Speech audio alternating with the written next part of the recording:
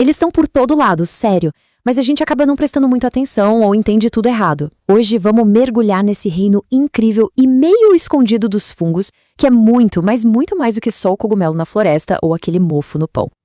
Ok, vamos lá. Pensa rápido. Quando você vê um cogumelo, o que vem na cabeça? Muita gente já associa como uma planta, né? Afinal, tá ali crescendo no chão. Mas será que é isso mesmo? A resposta, olha, pode te surpreender. Pois é, a verdade é que os fungos não são nem uma coisa nem outra. Eles são tão diferentes na sua biologia, no seu jeito de viver, que os cientistas tiveram que criar um reino inteirinho só para eles, o reino fungi. Então, bora entender o que torna os fungos tão únicos, tão diferentes de todo o resto da vida que a gente conhece.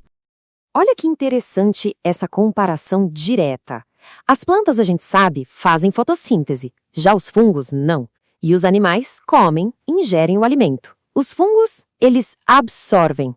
A parede da célula deles é de quitina, que é o mesmo material da casca dos insetos, que loucura! E não de celulose, como nas plantas. E para guardar energia, eles usam glicogênio, igualzinho aos animais. Uma mistura bem única, né? E quando a gente fala de fungos, a escala pode ser uma coisa absurda. Essa citação do biólogo Marilyn Sheldrake descreve um único organismo, um fungo do gênero Armillaria, que é simplesmente um dos maiores e mais antigos seres vivos do planeta. Só para a gente ter uma ideia, 10 quilômetros quadrados é maior que muito bairro famoso de cidade grande. E tudo isso é um único ser vivo, crescendo quietinho debaixo da terra por milhares de anos. É de explodir a cabeça. Mas tá, como é que um organismo desse tamanho vive, cresce, se alimenta? Para entender isso, a gente precisa olhar mais de perto, para a biologia deles. Então, o pulo do gato é o seguinte: o cogumelo que a gente vê é só a pontinha do iceberg. A maior parte do fungo, o corpo dele de verdade, é o micélio. É uma rede gigantesca de fios super fininhos, as hifas, que se espalha por debaixo da terra, pela madeira, por tudo. E como essa rede toda come?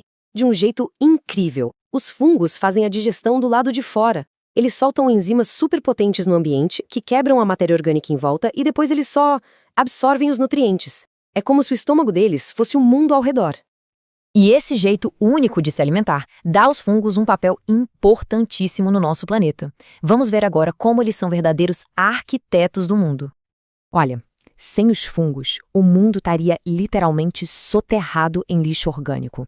Junto com as bactérias, eles são os faxineiros da natureza, decompondo folhas, árvores mortas, animais e devolvendo todos os nutrientes importantes para o solo para que uma nova vida possa crescer. E essa parceria aqui é uma das mais importantes da história da vida na Terra.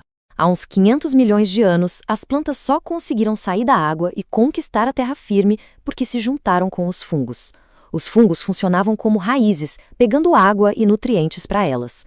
Essa relação, a micorriza, deu tão certo que existe até hoje. E claro, a nossa própria civilização deve muito aos fungos. Eles nos dão cogumelos deliciosos, fermentam nosso pão, nossa cerveja, nosso vinho e são a fonte de remédios que mudaram o mundo, como a penicilina, o primeiro antibiótico. Salvou milhões de vidas. Mas, como quase tudo na natureza, essa história tem dois lados. A mesma habilidade que faz os fungos serem tão importantes também pode torná-los bem perigosos. Vamos lembrar. Eles são os grandes recicladores, essenciais para que a vida continue.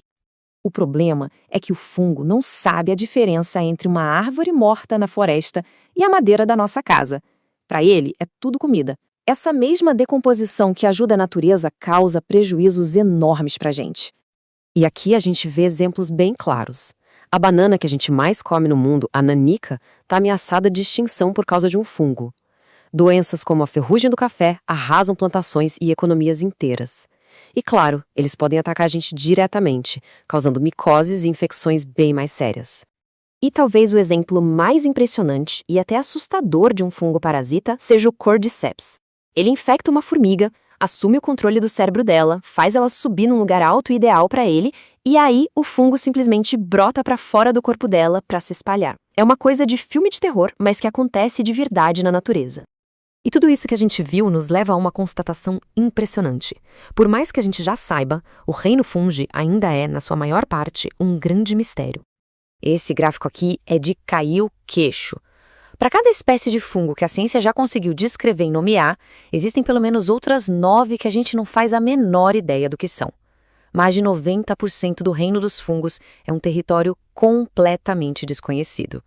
E como Marilyn Sheldrick diz aqui, não estamos falando de espécies raras que não fazem nada. Essas espécies desconhecidas já estão aí, trabalhando, sustentando os ecossistemas, fazendo coisas vitais que a gente nem começou a entender. Então, a pergunta que fica no ar é essa: o que mais está escondido ali?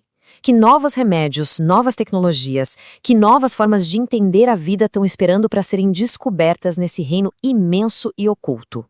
O mundo dos fungos é, talvez, a última grande fronteira a ser explorada, e ela está bem debaixo dos nossos pés.